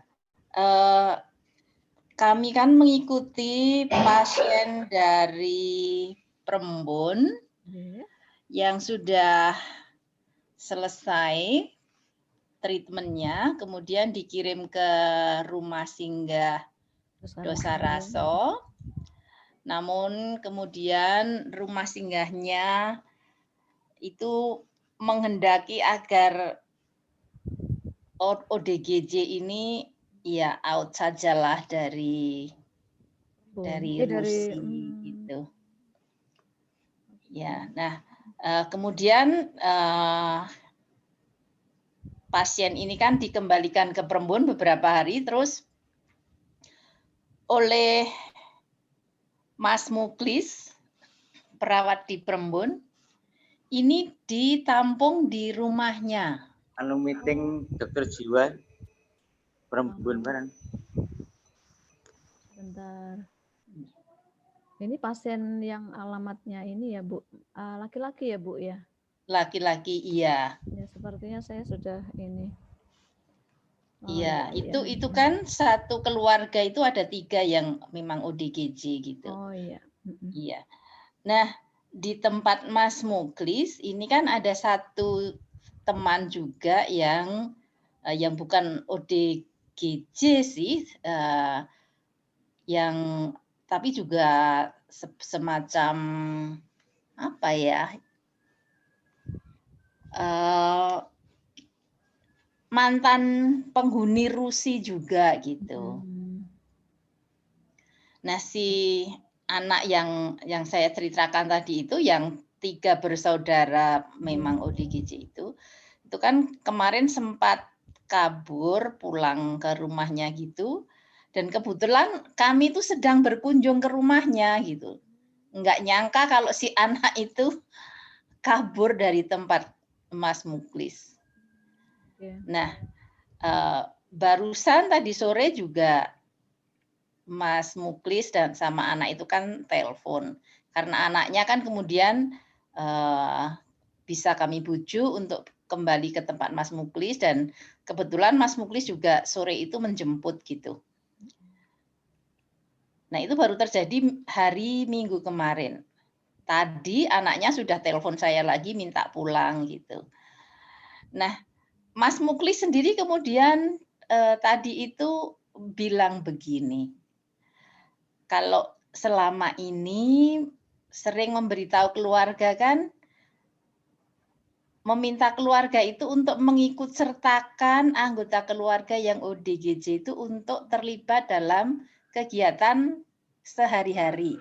Apa sajalah gitu dilibatkan. Nah, ternyata Mas Muklis tadi sempat mengatakan, aduh ternyata berat sekali Bu Nini melibatkan ini ke dalam kegiatan. Ini sudah saya berikan kegiatan begini. Ya kan ada fotografi, ada editing, segala macam gitu. Wah, ini saya jadi belajar Bu tentang apa yang selama ini saya sarankan kepada keluarga. Ternyata saya sekarang harus mengalami sendiri bagaimana susahnya untuk menjalani apa yang kita omongkan gitu. Nah, barangkali ini juga bisa menjadi pelajaran buat kita semua gitu. Coba di antara kita ada nggak yang berani sampai seperti Mas Muklis bisa menjadi orang tua asuh bagi mantan atau bagi ex ODGJ. Bisakah kita seperti yang tadi Mas Mahar sarankan, menghubungkan antara mantan ODGJ ini dengan sebuah mungkin lembaga tertentu atau unit bisnis tertentu atau kantor tertentu, sehingga mantan-mantan ODGJ ini bisa mendapatkan kegiatan sesuai dengan kapasitas seperti yang tadi disampaikan oleh Dr. Sakliung. Katakanlah ada yang sudah dibina terampil untuk membuat tadi seperti yang rehabilitan di tempat Dr. Liung tadi, dengan keterampilan membuat tempat-tempat pot yang artistik seperti itu, beranikah kita kemudian menghubungi taman-taman itu yang mereka menjual rak-rak taman, rak-rak pot tadi itu, sehingga taman-taman ini mau menampung hasil karya teman-teman rehabilitan ini. Kalau farmakoterapi itu kan ibaratnya quick fix. Ya, diobatin cepet gitu nampak sembuh. Tetapi begitu dikembalikan ke keluarga, nanti berakhirnya akan kambuh lagi. Seperti yang pasien saya ceritakan itu sudah 7 kali keluar masuk rumah sakit dan muter saja ya, dari Magelang nanti ke mana, ke Banyumas, ke kemana, Cilacap dan sebagainya, ke rumah singgah. Ketika hari Minggu kami datangi keluarganya, ayahnya sudah sangat khawatir kalau si anak ini tetap berada di rumah. Karena si ayah ini sudah pernah dicekik dan dipiting gitu ya tubuhnya sehingga hampir mati waktu itu, dan si ayah ini masih untung bisa berteriak dan tetangganya datang untuk menolong gitu. Nah, itu yang saya sharingkan. Oh, ada satu lagi yang kami pelajari dari pondok pesantren di Gunung Kidul, di mana kami juga biasa melakukan kegiatan sosial. Di sana ada sekitar 120 sekian anak autis yang dirawat, ditampung di pondok pesantren itu. Dan ketika mulai tahun lalu kami melakukan riset dan kerja sosial di sana, pemilik pondok pesantrennya mulai berani menerima ODGJ. Dan ODGJ yang ada di sana itu diberi tanggung jawab untuk ikut merawat anak-anak autis ini. Dan beberapa yang bertahan di sana itu hasilnya sangat luar biasa. Ya, memang pemilik pondok pesantren selalu koordinasi dengan kami, misalnya ada ODGJ yang kira-kira seperti apa, mereka kontak kami dan kami juga akan berkoordinasi dengan Dokter Ida atau dengan keluarga dan sebagainya gitu. Yaitu dari pengalaman kami seperti itu. Teman-teman lain saya percaya memiliki banyak pengalaman juga. Monggo kita saling sharing. Iya. Ya, matur nuwun, Dok. Terima kasih Bu Nini, sharing pengalamannya sangat luar biasa ya. Mudah-mudahan apa yang tadi disampaikan Bu Nini bisa menjadi salah satu sumber inspirasi kita. Barangkali salah satunya bisa kita contoh gitu ya, termasuk tadi yang di pondok pesantren itu ya. Jadi bagaimana memberdayakan ODGJ yang stabil justru untuk mereka menjadi penolong untuk ODGJ yang lain, dalam hal ini anak-anak yang autis gitu ya. Terima kasih sekali sharingnya Bu Nini. Ini waktunya sudah tinggal 3 menit ya, kita usahakan on time waktu selesainya. Mungkin ini ada Mas Muklis nih dari Prembun, silakan. Mungkin ada yang ingin disampaikan pengalamannya teman-teman dari RSUD Prembun. Mas Muklis sudah masuk? Halo? Mas Muklis? Ya. Ya. Oh ya. Ya. Ya, selamat malam Mas Muklis. Iya, ini Halo tadi. ya. Ya. Gimana Mas Muklis? Ini terkait dengan rehabilitasi nih. Mungkin sharing sedikit Mas Muklis kegiatan rehabilitasi yang sudah dilakukan teman-teman di RSUD Prembun. Sebentar. Ya Mas ya. Iya, ini halo Det. Ya. Ini lagi seminar tentang jiwa. Tadi kita nggak ngikutin. Iya. Halo, apa kabar Mas? Iya. Iya, ini Mas Dedi nih, ditinggal di tempat saya ini. Oh iya. Halo Dedi. Ikut latihan ya. Ya. Untuk rehabilitasi di Prembun, sementara ini belum ada tempatnya, Bu. Iya, tapi jadi yang semampunya dulu yang sudah dilakukan mungkin Mas Muklis. Yang sudah dilakukan kami aktivitas pagi itu seperti jalan-jalan, kita mengelilingi rumah sakit. Nanti diharapkan ya pasien mengetahui lah kondisi rumah sakit. Oh ini ruang ini sambil dikenalkan. Gitu. Setelah itu rehabilitasinya ya kita ini kayak merawat tanaman, menyiram, mencabut rumput, kegiatan-kegiatan di pagi hari. Biasanya setelah itu sebelum diminumkan obat, pasien itu akan ada mengaji bersama. Ada mengaji bersama yang untuk agama Islam. Seperti itu, Bu. Oke, iya. Ya. Jadi tapi untuk aktivitas yang berjalan yang lainnya itu dilakukan di dalam ruangan.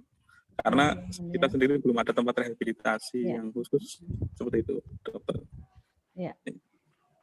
Oke, ya. Terima kasih Mas Muklis, sharingnya mungkin memang belum ideal sekali ya, tetapi setidaknya sudah mulai dilakukan upaya-upaya rehabilitasi sehingga pasien pun nggak jenuh ya kalau misalnya hanya di ruangan rawat inap tidak ada kegiatan gitu ya.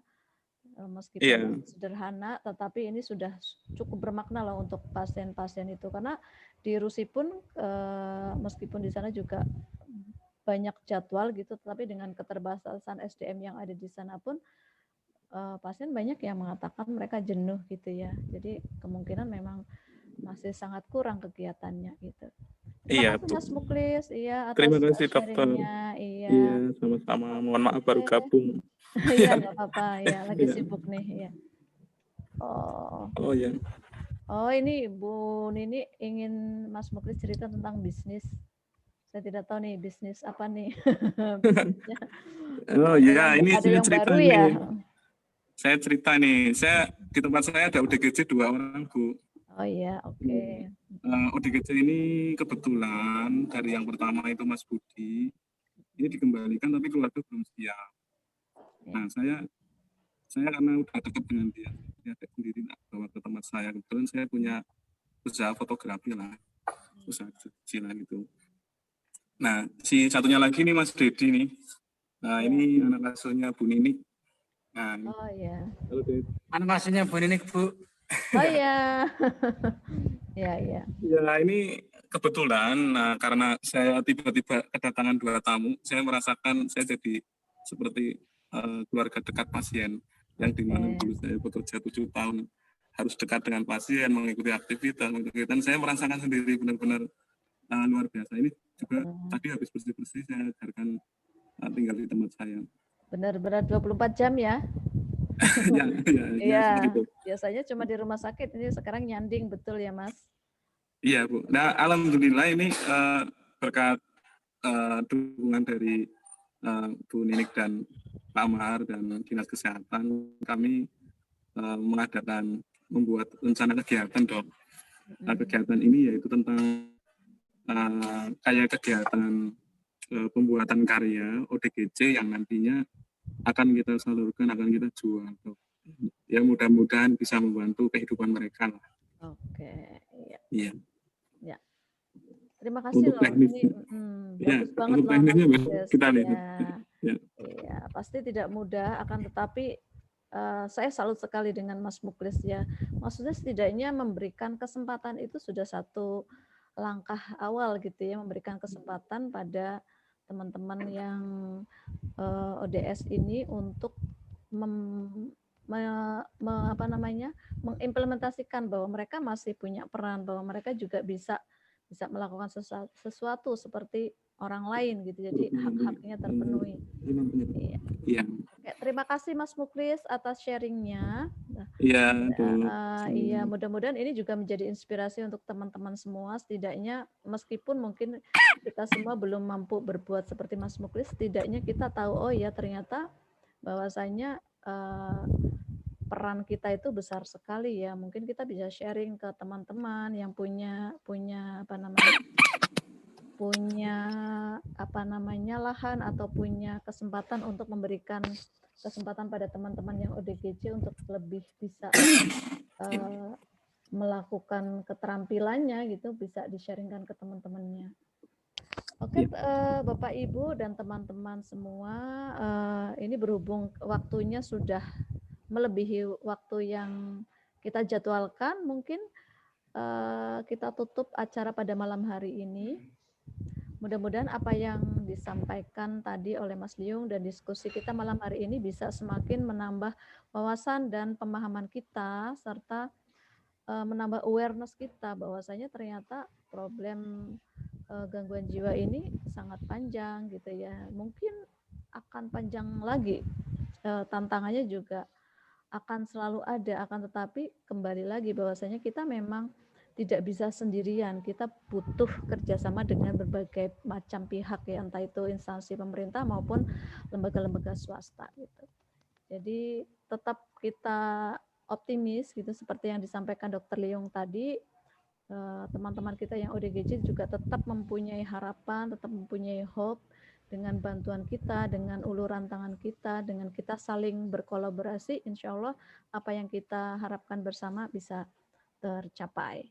Ya, terima kasih atas kehadirannya. Sebelumnya nanti kita akan ada sesi foto bersama, namun untuk sedikit waktu yang terakhir ini saya memohon kesediaan Bapak Ibu semua untuk memberikan doa terbaiknya pada salah satu teman kita, psikiater muda di Jawa Timur, di Rumah Sakit di Lamongan, Dr. Era Catur Prasetyo, spesialis kedokteran jiwa yang saat ini sedang dalam kondisi kritis karena COVID-19.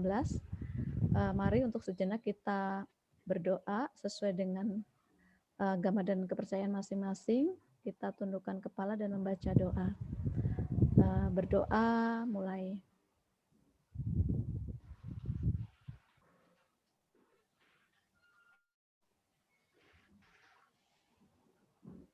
Oke, cukup. Terima kasih. Mudah-mudahan Dr. Era Catur diberikan yang terbaik untuk kondisinya pada saat ini. Oke, teman-teman, Mas Henry, mungkin kita foto dulu ya, Mas Henry. Mas Henry ada?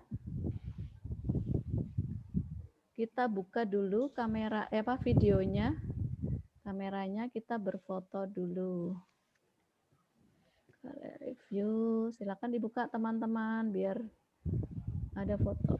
Mas Henry. Halo Mas Henry. Ini jalan pulang praktek tuh. Iya, 8:30. Ya? Oke, dibuka semua, dibuka.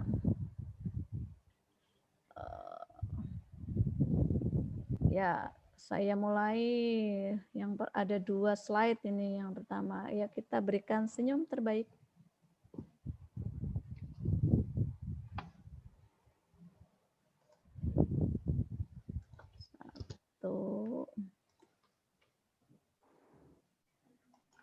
Kemudian satu lagi, yang kedua, saya tidak tahu mana slide 1, slide 2, silakan tersenyum terus. 1, 2. Oke.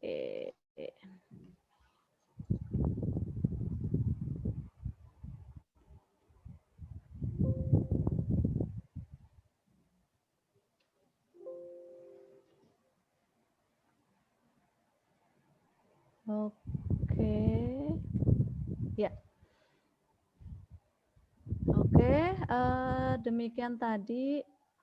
Ini karena saya mohon maaf saya nyambi jadi host ini tadi Mas Henry izin untuk menutup pekerjaan. Jadi terima kasih Bapak Ibu dan teman-teman semua, teman-teman mahasiswa, teman-teman relawan, teman-teman dari berbagai pihak. Ini ada TS kita juga, ada Mas Ari. Terima kasih atas kehadirannya. Mudah-mudahan apa yang kita diskusikan pada malam hari ini bisa memberikan manfaat untuk kita semua dan juga untuk kesehatan jiwa pada umumnya. Sebagai moderator saya mohon maaf atas mungkin banyak salah-salah kata, banyak salah pemilihan kalimat dalam kesempatan saya membawakan acara pada malam hari ini. Terima kasih kepada Dr. Sakliung, tidak pernah bosan ya untuk menjadi narasumber. Juga teman-teman yang lain nanti tunggu giliran ya untuk menjadi narasumber di Selaras Jiwa. Terima kasih Pak Mahar, Ibu Nini, Dr. Arsi atas kehadirannya. Dinantikan kehadirannya di event-event yang lain ya Dok. Oke, saya cukupkan sekian. Terima kasih. Wassalamualaikum warahmatullahi wabarakatuh. Waalaikumsalam warahmatullahi wabarakatuh. Terima kasih. Terima kasih. Iya. Terima kasih. Sampai dulu. Terima kasih. Terima kasih Mbak Susi, Mbak Eri, Mbak Agni. Terima kasih Dokter Sukmi. Sampai jumpa lagi. Mbak Rahma.